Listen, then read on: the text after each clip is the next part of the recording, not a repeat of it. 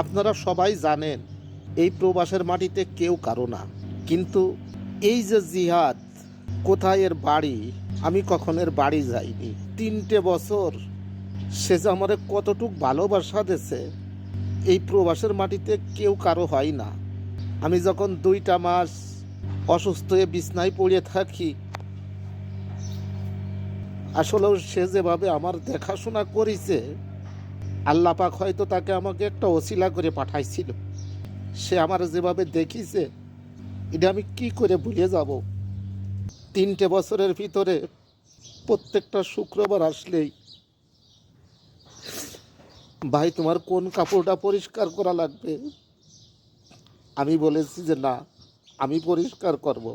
বারবার বলিছে ভাই তোমার শরীর ভালো না, তুমি অনেক ব্যাধি নিয়ে এই প্রবাসে পড়ে থাকো। ও কখনো আমাকে বুঝতে দেয়নি যে প্রবাসের কষ্টটা কি। প্রত্যেক দিন সন্ধ্যাবেলায়, ভাই কি রান্না করব, কি রান্না করলে আজকে ভালো হবে, কত বেশি কথা, কত শাসক আমি যে তারে করেছি। কোনো দিন আমার কথার প্রতি উত্তর করিনি। ওর মতো একজন মানুষ যার পাশে থাকে, তার আর কোনো কষ্ট থাকে না। ও আমার জন্য যা কিছু করিছে, আমি এইগুলো বলি আমি আপনাদের বোঝাতে পারবো না। আমি বারবারই আপনাদের বলি, ওর জন্য আপনারা দোয়া করবেন। ওর মতো ছেলে আল্লাহ যেন প্রত্যেকটা ঘরে ঘরে দেয়। ওর ভিতরে রাগ অভিমান কোনো জিনিস ওর ভিতরে নেই।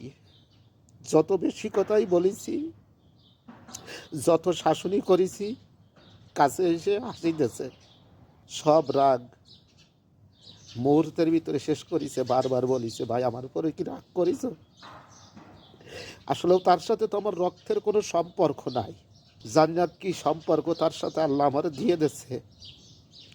আমি যদি বিদেশ করি, বিদেশ থাকি, আমি ওকে ছাড়া বিদেশ করতে পারবো না।